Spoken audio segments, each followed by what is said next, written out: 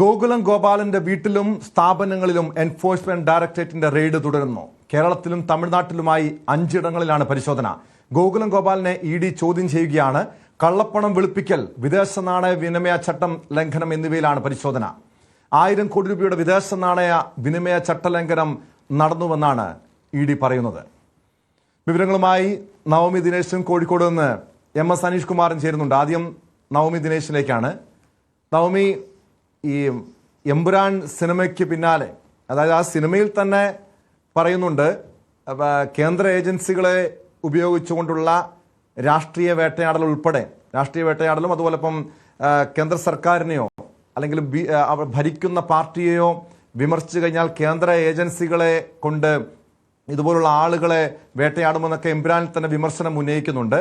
ഈ സിനിമ വിവാദമാവുകയും അത് സംഘപരിവാർ സംഘടനകൾ ആ വിഷയം ഏറ്റെടുക്കുകയും ചെയ്തതിന് പിന്നാലെ ഇത്തരം ഒരു റെയ്ഡൊക്കെ പ്രതീക്ഷിച്ചതാണ്. പക്ഷെ ഇത് അതിവേഗത്തിൽ തന്നെ ഈ സിനിമയുടെ നിർമ്മാതാക്കളിൽ ഒരാളായ ഗോകുലം ഗോപാലിനെ കേന്ദ്രീകരിച്ച് ഇഡിയുടെ നീക്കമുണ്ടാകുന്നു. ഇത് പഴയ കേസിലാണോ എൻഫോഴ്സ്മെന്റ് ഡയറക്ടറേറ്റിന്റെ ഇപ്പോഴത്തെ റെയ്ഡ്, അതോ പുതിയ ഏതെങ്കിലും കേസ് അദ്ദേഹത്തിനെതിരെ ചുമത്താനുള്ള നീക്കമാണോ നടക്കുന്നത്?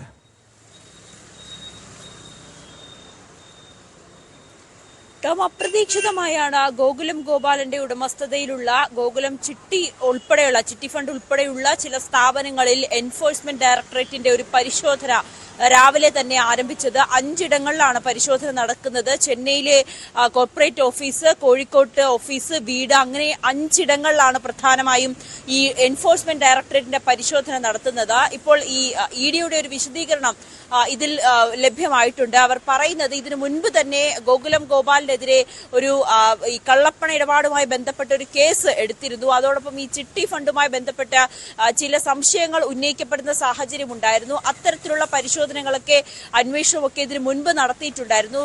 ഗോകുലം ഗോപാലനെ ഇഡി ഓഫീസിൽ വിളിച്ചു വരുത്തി ചോദ്യം ചെയ്യുന്ന സാഹചര്യമൊക്കെ 2 വർഷങ്ങൾക്ക് മുൻപ് നടക്കുകയും ചെയ്തിരുന്നു.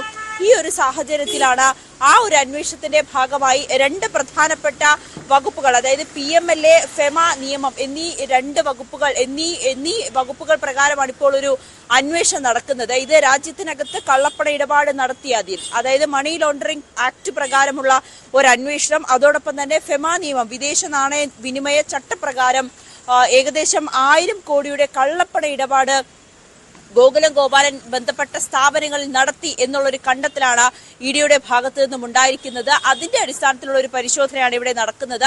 അതായത് കേരളത്തിൽ നിന്നും പുറത്തേക്ക്, വിദേശ രാജ്യങ്ങളിലേക്ക് പണം അയക്കുന്നു അല്ലെങ്കിൽ പണം കൊണ്ടുപോകുന്നു. ഇത് കണക്കിൽപ്പെടാത്ത പണമാണ് അവിടെ നിക്ഷേപിക്കുന്നത് എന്നൊരു കണ്ടെത്തലാണ് ഇപ്പോൾ ഇഡിയുടെ ഭാഗത്തു നിന്നും ഉണ്ടായിരിക്കുന്നത്.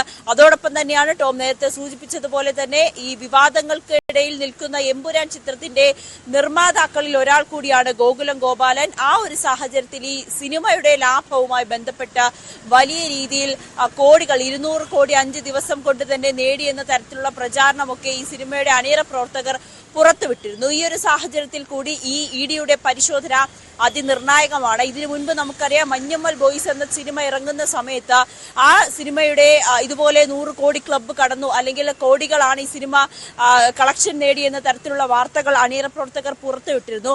ഇതിന്റെ ഭാഗമായി ഇഡിയുടെ ഒരു അന്വേഷണം നടക്കുകയും ചെയ്തിരുന്നു. അന്ന് ഇഡിയുടെ അന്വേഷണത്തിൽ പറഞ്ഞത് തമിഴ്നാട്ടിലടക്കം ഈ കോടികളാണ് ഈ സിനിമ വാരിക്കൂട്ടിയതെന്നായിരുന്നു ഈ അണിയറ പ്രവർത്തകർ പുറത്തുവിട്ട റിപ്പോർട്ട്.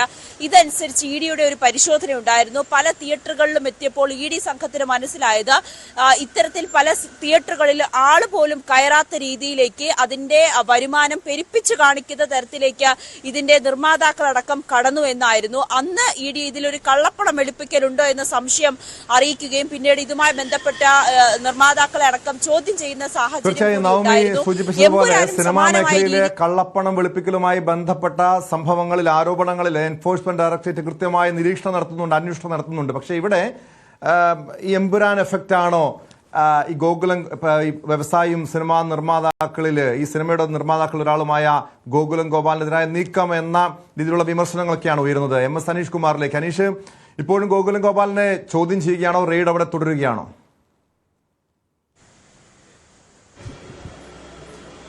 ടോം നേരത്തെ എമ്പുരാൻ സിനിമ റിലീസ് ചെയ്തതിന് തൊട്ടു പിന്നാലെ തന്നെ സമൂഹ മാധ്യമങ്ങളിലടക്കം ഇത്തരം കാര്യം എത്തിയിരുന്നു. ഇഡിയുടെ വാഹനം ഉടനെ ആന്റണി പെരുമ്പാവൂരിന്റെ വീട്ടിലേക്ക് എത്തും, ഒപ്പം ഗോകുലം ഗോപാലിന്റെ വീട്ടിലേക്ക് എത്തുമെന്നൊക്കെ തരത്തിലുള്ള റോഡുകളും മറ്റുമൊക്കെ ഉണ്ടായിരുന്നു. എന്തായാലും അത് അക്ഷരം പ്രതി ശരിയാവുന്ന രീതിയിലാണ് ഇപ്പോഴത്തെ ഈ റെയ്ഡിനെ നമ്മൾക്ക് കാണേണ്ടത്.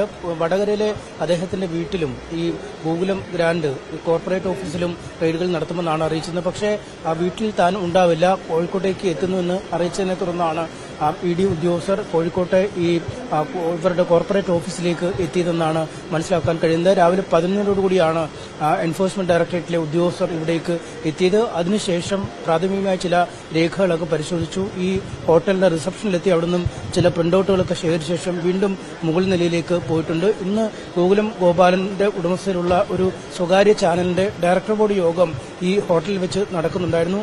അതിൽ പങ്കെടുക്കാനായാണ് അദ്ദേഹം ഇവിടേക്ക് എത്തിയത്. എന്തായാലും അതിന്റെ ഇടയിലാണ് ഇഡി സംഘം എത്തുകയും അദ്ദേഹത്തെ ഇപ്പോൾ ചോദ്യം ചെയ്തുകൊണ്ടിരിക്കുകയും ചെയ്യുന്നത്. ഇപ്പോൾ ഈ ചോദ്യം ചെയ്യലിന്റെ ഒരു അവസ്ഥയെക്കുറിച്ചൊരു കൃത്യമായ വിവരങ്ങൾ നമുക്ക് ഇപ്പോൾ പുറത്ത് ലഭ്യമല്ലെങ്കിലും ഉദ്യോഗസ്ഥർ അകത്തുണ്ട്, ഒപ്പം ഗോകുലം ഗോപാലനും അകത്തു തന്നെയുണ്ട്. വിദേശ നാണയ വിനിമയ ചട്ട ലംഘനവുമായി ബന്ധപ്പെട്ട കേസിൽ ഇതിന്റെ തുടർച്ചയായുള്ള അന്വേഷണമാണ് ഇപ്പോൾ നടത്തുന്നതെന്ന് ഇഡി വൃത്തങ്ങൾ പറയുന്നുണ്ട്. എന്തായാലും മറുവശത്തൊരു രാഷ്ട്രീയ വിവാദമായി തന്നെ ഇത് വളർന്നു കഴിഞ്ഞു. പ്രതിപക്ഷ നേതാവ് അടക്കം ഈ ചോറ് കഴിക്കുന്ന എല്ലാവർക്കും അറിയാം എന്താണ് ഈ റെയ്ഡിന് പിന്നിൽ എന്ന് അങ്ങനെയൊക്കെ കാര്യങ്ങൾ പറയുന്നുണ്ട്. എന്തായാലും റെയ്ഡ് ഇപ്പോഴും തുടർന്നുകൊണ്ടിരിക്കുകയാണ്. കേട്ടോ,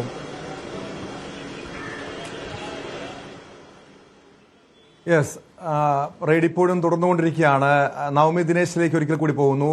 നവമി, എന്തായാലും ഇത് നേരത്തെ തന്നെ പ്രതീക്ഷിച്ചതാണ്. കാരണം ഈ എമ്പുരാൻ സിനിമ വിവാദമാകുന്നു, പിന്നീട് മോഹൻലാൽ ക്ഷമ ചോദിച്ച് രംഗത്തെത്തുകയും ഈ സിനിമയിലെ ചില രംഗങ്ങളൊക്കെ വെട്ടിമാറ്റുകയും ചെയ്യുന്ന സാഹചര്യമൊക്കെ ഉണ്ടായതാണ്.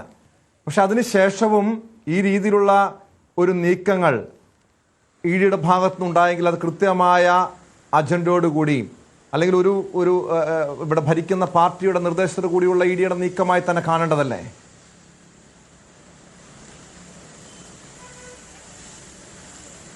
തീർച്ചയായും ടോം, വരും ദിവസങ്ങളിൽ ആന്റണി പെരുമ്പാവൂരിന്റെയോ പൃഥ്വിരാജിന്റെയോ മോഹൻലാലിന്റെയോ ഒക്കെ വീടുകളിലോ ഓഫീസുകളിലോ ഇത്തരത്തിൽ ഇഡി റെയ്ഡ് വന്നാൽ അതിൽ നമുക്ക് ഒട്ടും ആശ്ചര്യപ്പെടേണ്ടതില്ല. കാരണം ഇങ്ങനെ ഒരു അന്വേഷണം നേരത്തെ വൈകാതെ തന്നെ ഉണ്ടാകുമെന്ന് തന്നെ നമുക്ക് ഉറപ്പിച്ച് പറയാൻ കഴിയും. അതിന്റെ ആദ്യഘട്ടം എന്നോണമാണ് ഇപ്പോൾ അപ്രതീക്ഷിതമായി തന്നെ ഗോകുലം ഗോപാലന്റെ ഉടമസ്ഥതയിലുള്ള സ്ഥാപനങ്ങളിൽ ഇപ്പോൾ ഇഡിയുടെ റെയ്ഡ് നടക്കുന്നത്. അത് ഇഡി പറയുന്ന വിശദീകരണം ഇതിനു മുൻപ് തന്നെ ഈ കേസ് രജിസ്റ്റർ ചെയ്തിരുന്നു, അതുമായി ബന്ധപ്പെട്ട അന്വേഷണമൊക്കെ നടന്നുകൊണ്ടിരിക്കുകയായിരുന്നു. ഗോകുലം ഗോപാലിനും അദ്ദേഹത്തിന്റെ ഉടമസ്ഥതയിലുള്ള മറ്റ് സ്ഥാപനങ്ങളുമെല്ലാം ഇഡിയുടെ അന്വേഷണ പരിധിയിലും അല്ലെങ്കിൽ ഒരു റഡാറിൽ തന്നെയായിരുന്നു. അതിന്റെ ഒടുവിലാണ് ഇപ്പോൾ ഒരു പരിശോധന എന്നാണ് ഇഡി വൃത്തങ്ങൾ നൽകുന്ന മറുപടി. പക്ഷെ അത് നമുക്ക് അതത്ര ഉൾക്കൊള്ളാൻ കഴിയില്ല. കാരണം ഈ ഒരു സിനിമയുടെ വിവാദം കത്തി നിൽക്കുമ്പോൾ കേന്ദ്ര സർക്കാരിനെതിരെ അല്ലെങ്കിൽ ഒരു സംഘപരിവാർ സംഘടനകൾക്കെതിരെ ഒരു വിമർശനം ആ സിനിമയിൽ ഉന്നയിക്കുന്നുണ്ട്. അതുമായി ബന്ധപ്പെട്ടുണ്ടായ വിവാദങ്ങൾ, പിന്നീട് മോഹൻലാലിന്റെ ഖേദപ്രകടനം, പിന്നീട് ഈ സിനിമ എഡിറ്റ് ചെയ്ത് തിയേറ്ററുകളിലേക്ക് എത്തിക്കേണ്ട ഒരു അവസ്ഥയിലേക്ക് വരെ ഈ അണിയറ പ്രവർത്തകരെ കൊണ്ടെത്തിച്ചതിൽ അത്രമാത്രം വിവാദങ്ങളുണ്ട്, അത്രമാത്രം സമ്മർദ്ദങ്ങൾ ഉണ്ടായിട്ടുണ്ട്. അതിന്റെ ഭാഗമായി തന്നെയാണ് ഈ ഗോകുലം ഗോപാലിന്റെ വീട്ടിലെ റെയ്ഡിനെയും അല്ലെങ്കിൽ ഈ അദ്ദേഹവുമായി ബന്ധപ്പെട്ട് നിൽക്കുന്ന സ്ഥാപനങ്ങളിലെ റെയ്ഡിനെയും ഒക്കെ നമുക്ക് മനസ്സിലാക്കാൻ കഴിയും. അങ്ങനെ തന്നെയാണ് നമ്മൾ വിലയിരുത്തേണ്ടതും. എന്തായാലും ഗോകുലം ഗോപാലനുമായി ബന്ധപ്പെട്ട് നിൽക്കുന്ന സ്ഥാപനങ്ങളിലുമൊക്കെ മറ്റ് സ്ഥാപനങ്ങളിലുമൊക്കെ വരും ദിവസങ്ങളിലോ അല്ലെങ്കിൽ വരും മണിക്കൂറുകളിലോ ഒക്കെ പരിശോധന ഉണ്ടാകുമെന്നാണ് നമുക്ക് ലഭിക്കുന്ന വിവരം. ഇതിൽ ഇഡി ഉദ്യോഗസ്ഥർ പറയുന്നത് ചില സ്ഥാപനങ്ങളുടെ പേരുകളിലൊക്കെ വലിയ രീതിയിൽ നിക്ഷേപം നടത്തിയിട്ടുണ്ട്. ഇതെല്ലാം ഒരു കടലാസിൽ ഒതുങ്ങുന്ന, അതായത് കൃത്യമായി അങ്ങനെ ഒരു സ്ഥാപനമില്ല, പണം വെളുപ്പിക്കുന്നതിന് വേണ്ടി അല്ലെങ്കിൽ കള്ളപ്പണം നിക്ഷേപിക്കുന്നതിന് വേണ്ടി മാത്രമായി അതിന്റെ ഒരു മറവിലായി പല സ്ഥാപനങ്ങളും രജിസ്റ്റർ ചെയ്തിട്ടുണ്ടെന്ന കണ്ടെത്തലൊക്കെ ഇനി നടത്തിയിട്ടുണ്ടെന്നാണ് പറയുന്നത്. ഇതിലൊക്കെ കുറച്ചുകൂടി വ്യക്തത വരേണ്ടതുണ്ട്. എന്തായാലും ഗോകുലം ഗോപാലിന്റെ ഉടമസ്ഥതയിലുള്ള സ്ഥാപനങ്ങളിലാണ് ഇപ്പോൾ റെയ്ഡ് നടക്കുന്നത്. ടോം നേരത്തെ സൂചിപ്പിച്ചതുപോലെ തന്നെ ഈ സിനിമയുമായി ബന്ധപ്പെട്ട വിവാദങ്ങൾ അല്ലെങ്കിൽ ഇതിന്റെ ഒരു നിർമ്മാണ രംഗത്തേക്ക് ഗോകുലം ഗോപാലൻ വന്നത് തന്നെ ആയിരിക്കാം ഈ കേന്ദ്ര സർക്കാരിന്റെ അല്ലെങ്കിൽ ഒരു BJP നേതൃത്വത്തിന്റെ സമ്മർദ്ദത്തിന് പിന്നാലെ ആയിരിക്കാം ഇഡിയുടെ ഒരു അന്വേഷണം എന്ന് തന്നെ നമ്മൾ അനുമാനിക്കേണ്ടിയിരിക്കുന്നു. വരും ദിവസങ്ങളിൽ ഈ സിനിമയുമായി ബന്ധപ്പെട്ട ചിലപ്പോൾ ആന്റണി പെരുമ്പാവൂർ, മോഹൻലാലോ പൃഥ്വിരാജോ ഒക്കെ ഇത്തരത്തിൽ ഇഡിയുടെ അന്വേഷണത്തിന് ഇരയാകേണ്ടി വരും എന്ന് നമുക്ക് കാത്തിരുന്ന് തന്നെ കാണേണ്ടി വരും.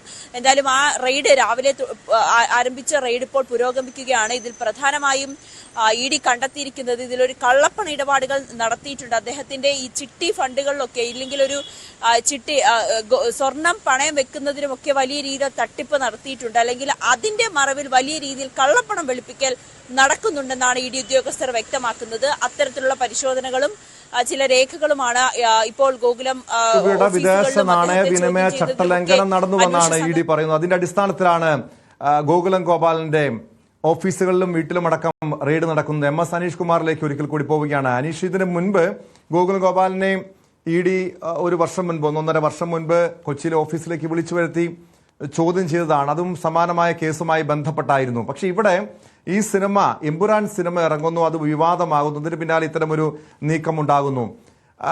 ഇ ഡിയുടെ അടുത്ത നീക്കങ്ങൾ എന്തായിരിക്കും? ഗോകുലം ഗോപാലിനെ ഇതിലെ കേസ് ചുമത്തുക, അത്തരം ഒരു നീക്കം ഉണ്ടാകുമോ? അതോ ഈ സിനിമയുടെ പശ്ചാത്തലത്തിൽ ഒന്ന് വരുതിയിലാക്കുക അല്ലെങ്കിൽ ഒന്ന് വിരട്ടുക, അതായിരിക്കുമോ നീക്കം?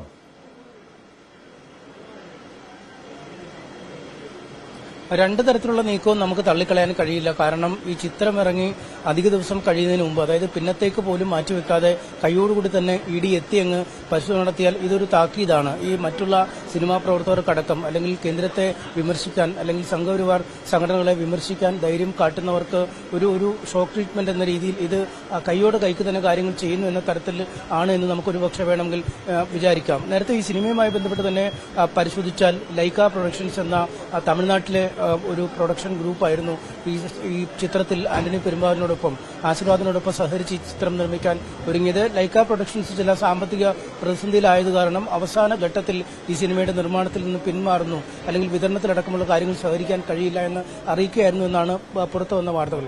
പക്ഷേ ഈ ലൈക്ക പ്രൊഡക്ഷൻസുമായി പരിശോധിച്ചാലും ലൈക്കയ്ക്കെതിരെയും 2-3 ഇ ഡി കേസുകൾ, ഈ വിദേശ നാണയവിനിമയ ചട്ടലംഘനവുമായി ബന്ധപ്പെട്ടൊക്കെ ചില കേസുകൾ നടന്നുകൊണ്ടിരിക്കുന്നു അല്ലെങ്കിൽ പുരോഗമിക്കുന്നു എന്നാണ് നമുക്കറിയാൻ കഴിയുന്നത്. ഒപ്പം ഈ ചിത്രത്തിന്റെ ഒരു ആകത്തുക അല്ലെങ്കിൽ ഈ എന്താണ് ചിത്രത്തിൽ ഉള്ളത് എന്ന് സംബന്ധിച്ച ചില വിവരങ്ങൾ അവർക്ക് ഏറ്റവും ഒടുവിൽ ഈ പൂർണ്ണ രീതിയിൽ എത്തിയപ്പോൾ ഒരുപക്ഷെ മനസ്സിലാക്കുന്ന ഒരു സാഹചര്യം വന്നിരിക്കാം. അതുകൊണ്ട് കേന്ദ്രത്തെ വീണ്ടും ചൊടിപ്പിക്കേണ്ട അല്ലെങ്കിൽ ഇ ഡിയെ വീണ്ടും ക്ഷണിച്ചു വരുത്തേണ്ടതില്ല എന്നൊരു നിലപാടിലാവാം ഈ ലൈക്ക പ്രൊഡക്ഷൻസ് ആ സിനിമയിൽ നിന്നും പിന്മാറിയതെന്നാണ് നമുക്ക് മനസ്സിലാക്കാൻ കഴിയുന്നത്. പക്ഷേ പിന്നീട് വളരെ പെട്ടെന്ന് ആണ് ഗോകുലം ഗോപാലൻ ഈ സിനിമയിലേക്ക് വരുന്നത്.